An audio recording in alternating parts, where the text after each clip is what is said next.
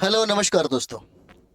जैसे कि हम लोग देख रहे हैं स्टेट का रिजल्ट आउट कर दिया गया है और वो जो विद्यार्थी हैं जो पास हुए हैं स्टेट में एकदम कमर कस के बाद लग गए हैं कि भाई हमको टीआरई 4 में कंप्लीट करना है। चलिए बहुत अच्छी बात है। अभी जो इंतजार हो रहा है नोटिफिकेशन का कि नोटिफिकेशन कब देगा। और नोटिफिकेशन की प्रक्रिया जो है ये कहा जा रहा है कि जनवरी से प्रारंभ कर दिया जाएगा नोटिफिकेशन की प्रक्रिया। अब जब आप तैयारी कर रहे हैं कि बिहार शिक्षक भर्ती में हमको कंप्लीट करना है, हमको टीचर बनना है और आप चाहते हैं कि भाई एक सीट हमारा कॉन्फर्म हो जाए, तो कुछ चीज़ों पर फोकस करना ज़्यादा जरूरी है। जैसे मानते हैं कि आप लोग एक परंपराओं में पढ़ रहे होंगे, तो परंपरा में पढ़ने वाला विद्यार्थी कभी फाइट नहीं करता। इस बात को याद रखिएगा। जो लोग नई जो ऑफडेट किया जाता है, जो बदलाव किया गया है, अगर बदलाव के साथ आप तैयारी नहीं करते हैं, अगर बदलाव के साथ आप अपने समझ को विकसित नहीं करते हैं, तो फिर टीचर बनना आपके लिए बहुत ही मुश्किल होगा। और फिर इसी तरह से बीपीएससी कहेगा कि हमने जो लेबल बना करके प्रश्न दिया था वह कोई भी बिहार का इतना थाउजेंड, जैसे आप देख रहे होंगे ना, 21,000 सीटें ऐसे ही छोड़ दिया गया। 21,000 पूछा गया, सरकार पूछा भाई बीपीएससी से कि क्यों भाई आपने इतनी सीटें ऐसे ही छोड़ दी। तब बीपीएससी ने कहा कि भाई हमको तो है ना बिहार से या कोई भी जो योग्य विद्यार्थी हम जो खोजना चाह रहे थे, जो हमको चाहिए था कि हमको योग्य विद्यार्थी को ही मिले, वो मिला ही नहीं हमको। इसलिए हमने ऐसा किया है ना। इसलिए हमने क्या किया, हमने ऐसा किया। जैसे आप देख सकते हैं आज का ही पेपर है ना, कल का ही पेपर में आपको ये सब चीजें दिया गया था। क्या दिया हुआ है? कह रहा है कि टीआरई 4 में प्रश्नों का स्तर रहेगा कठिन और पहले से अधिक तथ्यात्मक प्रश्न पूछे जाएंगे। चलो ठीक है भाई, तथ्यात्मक प्रश्न पूछे जाएंगे। बार बार कहा जा रहा है कि कहां से पढ़ें, तो कहता है कि एनसीईआरटी किताबें दिलाएगी सफलता, रीजनिंग और टीचिंग एप्टीट्यूड रहेगा ही फैक्टर। यह चर्चा चल रहा है कहाँ? बीपीएससी के अंदर। क्योंकि बीपीएससी में जितने भी सदस्य हैं, है ना, जो बातें करते हैं उसी चर्चा को यहाँ पर, है ना, पेपर के माध्यम से स्टूडेंट के सामने परोसा जाता है कि अब देखिए ऐसा प्रश्न पूछा जाएगा और संभावना है। तो संभावना में आप ये भी देख सकते हैं विगत वर्षों में जो इसके पहले जो बीपीएससी ने एग्जाम लिया है, पहला चरण का एग्जाम कितना कठिन था, लेकिन कठिनता धीरे धीरे धीरे धीरे उतना कठिन नहीं था। पहला चरण का जो एग्जाम था उतना कठिन नहीं था, बहुत इजी था कि उस समय, है ना, सीटों की संख्या सबसे ज्यादा थी। 4.0 में सीटों की संख्या उस लेवल का नहीं रहेगा, कम रहेगा, तो यहाँ पे विद्यार्थियों की संख्या ज्यादा रहेगा, तो प्रश्नों का लेवल भी कठिन रहेगा। जैसे 71 बीपीएससी का आप लोग देख रहे होंगे, तो 71 बीपीएससी में प्रश्नों का लेवल कितना, है ना, जबरदस्त दिया है। तो कम से कम जब बीपीएससी आईना दिखाता है तो आईना देखा करिए, है ना, आईना देखा करिए। और आईना जो देखते हैं ना उनका चेहरा एकदम सही नजर आता है ना। आईना कभी झूठ नहीं बोलता। उसी तरीके से आप लोग को भी कोशिश करना चाहिए कि हमको अब इसके बाद क्या करना है, क्या करना चाहिए, है ना। जैसे आप देख रहे हैं ना यहाँ पे कुछ चीजें जो जानना ज्यादा जरूरी है ना। अगर जानना ज्यादा जरूरी है तो ये सबसे ज्यादा इंपॉर्टेंट होगा आपके लिए, जहां तक मेरा मानना है ना। जैसे में चलिए यहाँ पे हम लोग देखते हैं, यहाँ यहाँ पे जैसे में ये देखा जाए कि अगर आप तैयारी कर रहे हैं बीपीएससी का, है ना, तैयारी जो आप कर रहे हैं बीपीएससी टीआरई 4 का, तो एक चीज याद रखिएगा, कुछ चीजें जो ज्यादा जरूरी है। जैसे में नोटिफिकेशन, तो ये तय है कि नोटिफिकेशन की जो प्रक्रिया है ना, नोटिफिकेशन की जो प्रक्रिया है, या नोटिफिकेशन की जो प्रक्रिया है ना, नोटिफिकेशन की प्रक्रिया यह जनवरी से प्रारंभ कर दिया जाएगा। और ये भी कहा जा रहा है कि हो सकता है कि आपका एग्जाम है ना, एग्जाम हो सकता है आपको अप्रैल में करवा दिया जाए। ठीक है, अप्रैल 2026 में आपका एग्जाम हो जाएगा। ठीक है, कोई बात नहीं, जनवरी से प्रक्रिया प्रारंभ होता है ना। और ये प्रारंभ हो जाएगा, एग्जाम आपका इतना समय में ले लिया जाएगा। सीटों की संख्या लगभग 70,000 की बात हो रही है। 70,000 सीट होगा इस बार, है ना। क्योंकि आप देख सकते हैं 25,000 या 27,000 की जो बातें चल रही थी वह पिछले बार में, है ना, जो टीआरई 3 में जो सीटें बच गई थी उसी को ऐड किया जाएगा, उसी को जोड़ा जाएगा। तो लमसम सीटों की संख्या आपके पास 70,000 होगा, है ना। इस बार 4.0 की प्रक्रिया इतना पर करवाया जाएगा। अब आप ये भी देख लीजिए, पढ़ने वाले तो पढ़ते हैं, किनके पास किताबें नहीं है, किताबें बहुत है ना। किताबें जो है देखिएगा, सारे स्टूडेंट के पास किताब है, सारे स्टूडेंट के पास किसी ना किसी का नोट्स होगा, है ना। बड़े बड़े इंस्टीट्यूट वाले भी, बड़ी बड़ी संस्था वाले भी चैलेंज ही ठोकते हैं कि सारे के सारे प्रश्न हमारे यहाँ से ही आएगा। लेकिन हम आपको एक ही बात बताएंगे, सेल्फ स्टडी सबसे बेस्ट स्टडी होता है, याद रखिएगा। और अगर स्टडी आपको करना है तो एनसीईआरटी की किताबों से ही करिए, है ना। एनसीईआरटी किताबों से करिए। जैसे हम लोग जब पहला चरण का एग्जाम था, है ना, जब पहला चरण का एग्जाम था तो पहला चरण में सीटों की संख्या बहुत अच्छा था। उस समय में गठबंधन की सरकार थी, है ना, जदयू के साथ तेजस्वी प्रसाद यादव जो थे उनकी सरकार थी, और उन्होंने बहुत ही अच्छा पहल और बहुत ही तेजी से ये प्रक्रिया को प्रारंभ किया और रिजल्ट देकर के नियुक्ति भी करवा लिया। सीटों की संख्या भी बहुत कमाल का था। इसी समय हमने सबसे पहले इस बिहार में सबसे पहले हमने ही क्या किया था, एससीईआरटी की किताबें जो है, एससीईआरटी की किताबें ही हमने सबसे पहला प्रारंभ किया था, ताकि हमारे जो स्टूडेंट थे, हमारे जो विद्यार्थी थे, उनको गांव भेज करके हमने खरीदवाया था कि भाई खरीद करके लेकर के आओ। चाहे स्कूल में मिलता है, स्कूल में किसी बच्चे से लीजिए, जीरोक्स करवाइए, लेकिन उसको पढ़िए। छठा क्लास से लेकर के 10th क्लास तक की सारी जो बुक थी, है ना, history, geography, polity, economics, stick, science, math, सब कुछ मैंने करवाया यहाँ से।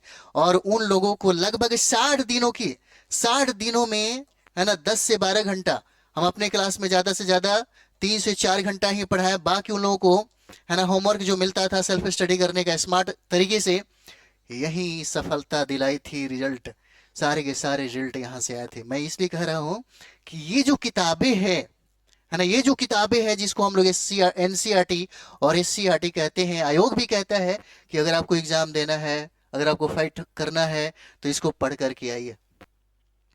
क्योंकि सारे के सारे प्रश्न, जो तथ्यात्मक प्रश्न इस बार कहा जा रहा है कि सबसे ज्यादा पूछेगा, इसका मतलब ये है कि हमें इन किताबों की पढ़ने की आवश्यकता ज्यादा है ना, रिवीजन करने की आवश्यकता है, प्रैक्टिस करने की ज्यादा आवश्यकता है। और हम लोग क्या करते हैं, अभी दिमाग में चल रहा होगा कि भाई इतना कम समय है क्या, अभी तो दिमाग में चलता होगा कि भाई इतना कम समय है, अगर अप्रैल में एग्जाम हो जाता है ना, अगर अप्रैल में एग्जाम हो जाएगा तो हमारे पास टाइम नहीं है, तो बताइए सर हम एनसीईआरटी कैसे पढ़ें। अब जरा सोच के देखिएगा, सबके लिए इसी एनसीईआरटी की किताबों से ही पीआरटी वालों को पढ़ना है, इसी एनसीईआरटी किताब को ही आपको टीजीटी के जो विद्यार्थी हैं उनको पढ़ना है, और यही विद्यार्थी जो पीजीटी वाले हैं इन्हीं को पढ़ना है। लेकिन सारे लोगों का सिलेबस अलग अलग है, इस बात को याद रखिएगा। पीआरटी वालों का सिलेबस एकदम छोटा है ना। इंडियन नेशनल मूवमेंट ही पढ़ना है, जिसमें 2 किताबें सबसे ज्यादा इंपॉर्टेंट है। जरूरी नहीं है कि 6ठा 7वां 8वां 9वां 10वां पढ़ा जाए, 8वां और 10वां भी पढ़ लेते हैं तो आपका काम चल जाएगा। लेकिन ये आपको ये बात समझना होगा कि हमको यहाँ से पढ़ना क्या है। उसी तरीके से टीजीटी वाले हैं, 6, 7, 8, 9, 10th हमको क्या करना चाहिए, 11, 12 में क्या करना चाहिए, उसी तरह से पीजीटी वाले हैं। अपने सिलेबस के अकॉर्डिंग स्टडी अगर करते हैं तो बहुत इजी हो जाएगा। 60 दिन काफी होता है ना। 60 दिनों में आप चाहें, 60 दिनों में चाहें तो आप अपने स्कोर को पार कर सकते हैं। ऐसा नहीं कि एकदम जीरो है आप, है ना, एकदम जीरो है ऐसा भी नहीं है। जैसे हमने जो प्रैक्टिस सेट प्रारंभ किया है, आपको प्रारंभ किया है 150 का पीआरटी वालों के लिए, स्पेशल एकदम पीआरटी वालों के लिए, है ना। सिलेक्शन की पूर्ण संभावना यहाँ पर होगा, पीआरटी वालों के लिए पूर्ण संभावना है यहाँ पे। ऑफलाइन की अगर हम लोग बात करें, जो 15 सेट है, 15 प्रैक्टिस सेट है ना, बहुत कम ही कम में है। क्योंकि प्राथमिकता हमारी ये है कि भाई आप जुड़ेंगे तो रिजल्ट यहाँ से लेकर के जाएंगे। क्योंकि हम अक्सर यही चाहते हैं, है ना, हमेशा यही चाह रहे हैं कि 90 स्कोर करिए। 90 स्कोर कर रहे हैं तो आपका रिजल्ट हो जाएगा, कोई रोक ही नहीं सकता है। 120 में 90, और 90 लाना बहुत ही आसान है ना। 90 लाना बहुत आसान है, क्योंकि आप समझते नहीं है इसलिए नहीं आ पाता है। इसलिए पहला चरण, दूसरा चरण और तीसरा चरण में आप, है ना, अटक जाते हैं और लटक जाते हैं। अगर समझ गए तो 60 दिन आपके लिए काफी है रिजल्ट को, है ना, लाने के लिए। ये चीजें है। और आप देख सकते हैं अभी भी ये देख सकते हैं, जैसे हम लोगों ने कहा कि भाई नोटिफिकेशन, अभी देखिए चूंकि ज्यादा प्रश्नों का संख्या कठिन होगा तो कठिन प्रश्न को बनाने के लिए उस तरीके से स्टडी स्टाइल चेंज करना पड़ता है, अपने पढ़ने का तरीका। और सबसे जरूरी ये होता है कि हमें चुनाव करना पड़ता है कि हमें क्या पढ़ना चाहिए। ये ज्यादा इंपॉर्टेंट है, क्या पढ़ना चाहिए, है ना, और क्या छोड़ना चाहिए। कौन सी किताबें पढ़ना चाहिए, कौन सा सेट किताबें है। टीचर के लिए इतना मुश्किल नहीं है जो मुश्किल बनाया जाता है ना। मुश्किल बनाने वाला काम मत करिए, है ना। मुश्किल बनाएंगे तो मुश्किल बन ही जाएगा। जैसे एक चीज आप लोग समझ सकते हैं, जैसे हम लोग क्या करते हैं ना, हम लोग जब जैसे हमने जो प्रैक्टिस सेट बनाया, तो प्रैक्टिस सेट में ये भी कहा जाता है सबसे सटीक प्रैक्टिस सेट क्या है, जो एनसीईआरटी और एससीईआरटी पर आधारित हो, है ना, जो आपके सिलेबस के अकॉर्डिंग हो। और दूसरी बात यह है, अगर किसी का बनाइए या ना बनाइए कोई बात नहीं है, किसी का भी मत बनाइए, मेरा भी नहीं बनाइए, लेकिन एक काम जरूर करिएगा, पहला चरण का, दूसरा चरण का, तीसरा चरण का जो पेपर हुआ है, इन सारे पेपरों को निकालिए और इसको जरूर मूल्यांकन करिए, है ना, इसको जरूर मूल्यांकन करिए। फिर देखिए मजा आ जाएगा। अगर मूल्यांकन करते हैं तो आपको ये बात समझ में आएगा कि हमको अब क्या करना चाहिए। अब अपनी रणनीति को बनाने में, है ना, सबसे ज्यादा ये मतलब समझिए कि सहूलियत प्रदान करेगा। ठीक है, इसलिए बहुत कम समय है, आप चाहें तो बहुत बेहतर तरीके से, क्योंकि संघर्ष आप ही को करना है, पढ़ाई आप ही को करना है, सेल्फ स्टडी करिएगा। 8 से 10 घंटा अगर बैठिएगा तभी रिजल्ट होगा, है ना। सही डायरेक्शन में स्टडी करिएगा तभी आपका रिजल्ट होगा।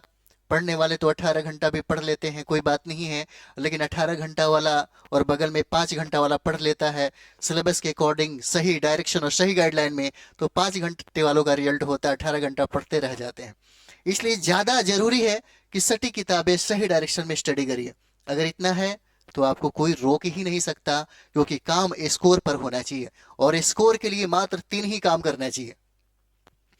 अगर आपके पास स्कोर बनाना है, क्योंकि अभी के समय में अगर स्कोर नहीं आता है तो आपके लिए मुश्किल हो सकता है, क्योंकि अभी के समय में स्कोर लाना ज्यादा जरूरी है। जैसे आप सोचते होंगे कि भाई हमको सब्जेक्ट कॉम्बिनेशन में जो 80 प्रश्न पूछे जाते हैं, कम से कम 60-65 तो आ जाए। अगर आप जीएस 40 नंबर में आप सोचते हैं जीएस 40 नंबर में कम से कम 30+ तो आ जाए, ये है स्कोर। अगर इस तरह से काम करेंगे और सब्जेक्ट के प्रति संतुलन बना करके अगर काम करते हैं तो कोई बड़ी बात नहीं है।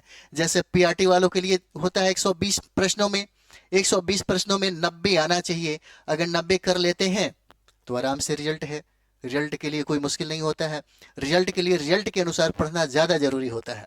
ठीक है, और सीटों की संख्या, इतना भी सीटों की संख्या देख रहे हैं पहले की अपेक्षा बहुत कम है।